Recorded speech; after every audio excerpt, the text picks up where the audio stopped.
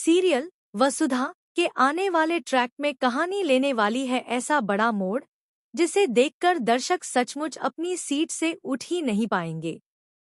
अब तक आपने देखा कि कैसे वसुधा ने अपनी जिंदगी के तमाम दर्द और ताने सहकर भी खुद को संभाला और मोगरा गांव लौट आई। लेकिन असली खेल अब शुरू होने वाला है, क्योंकि इस बार उसके सामने आकर खड़े होने वाले हैं देव। वही देव जिससे उसका दिल जुड़ा तो था, लेकिन किस्मत ने उसे हमेशा दूर रखा। वसुधा का घर और दादी का दर्द।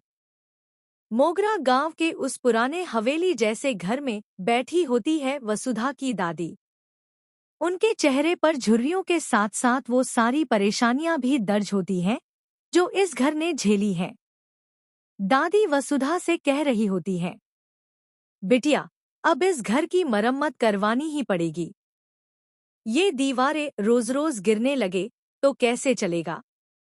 वसुधा, जो अंदर से टूटी हुई है लेकिन बाहर से मजबूत दिखने का नाटक करती है, धीरे से कहती है, हाँ दादी, मैं देखती हूँ कोई मिस्त्री मिल जाए।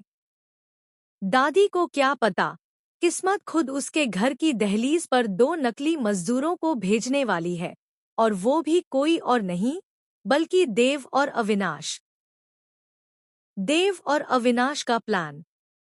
इधर शहर से दूर एक पान की गुमठी के पास बैठे होते हैं देव और अविनाश। दोनों ने गांव के छोरे जैसा भेष बनाया हुआ है। देव का नाम रखा गया है नंदी और अविनाश बन गया है शिव।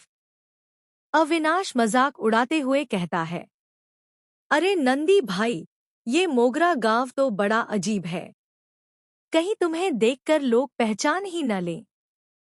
देव मुस्कराकर लेकिन आंखों में उदासी छिपाकर कहता है, कोई पहचान भी ले तो क्या, मैं छुपने तो नहीं आया, मैं तो बस वसुधा के दिल तक पहुंचने आया हूं। दोनों अभी बात ही कर रहे होते हैं कि तभी वहां से गुजरती है वसुधा की दादी। वो इन दोनों को देखती हैं और सोचती हैं, अरे ये तो अच्छे खासे छोरे लग रहे हैं, घर की मरम्मत कर देंगे। बस फिर क्या था, दादी बिना कुछ पूछे देव और अविनाश को पकड़कर हवेली तक ले आती हैं और कहती हैं, ये दोनों ही करेंगे हमारे घर की मरम्मत, इनके भरोसे रह सकते हैं। वसुधा का चौंकना। जैसे ही वसुधा की नजर उन दोनों पर पड़ती है, उसका चेहरा सफेद पड़ जाता है। उसके होंठ कांपते हैं और दिल तेज धड़कने लगता है। ये तो देव सर और अविनाश सर हैं। ये यहाँ मोगरा में मेरे घर क्यों आए?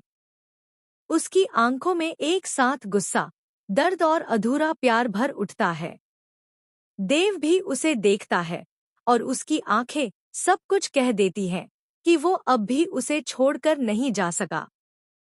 वसुधा का सवाल, देव का जवाब अधूरा। थोड़ी देर बाद वसुधा मौका पाकर देव से कह देती है, आप लोग यहाँ क्यों आए हैं? मेरा पीछा क्यों कर रहे हैं? क्या कमी रह गई थी जो अब आप मेरे गांव तक चले आए? देव हिम्मत करके अपने दिल की बात कहने ही वाला होता है। वसुधा, मैं तुमसे कुछ कहना चाहता हूँ। लेकिन तभी दादी आ जाती है और देव की जुबान वहीं अटक जाती है। दर्शकों को साफ महसूस होता है कि देव का दिल तो बोलना चाहता है, लेकिन किस्मत उसे रोक देती है। हल्की फुल्की मस्ती। कहानी में थोड़ी हंसी मजाक भी भरने वाला है। जब देव और अविनाश असली मजदूर बनने का नाटक करते हैं, तो कभी ईंट उठाने में गड़बड़ हो जाती है, कभी चूना लगाने में। दादी उन्हें डांटती हैं और कहती हैं, अरे छोरो, ऐसे काम करते हो क्या? जरा संभल के। अविनाश धीरे से देव को छेड़ते हुए कहता है, अरे नंदी भाई, प्यार के चक्कर में कहीं हाथ पैर ही न तुड़वा बैठो। वसुधा का इंकार। ले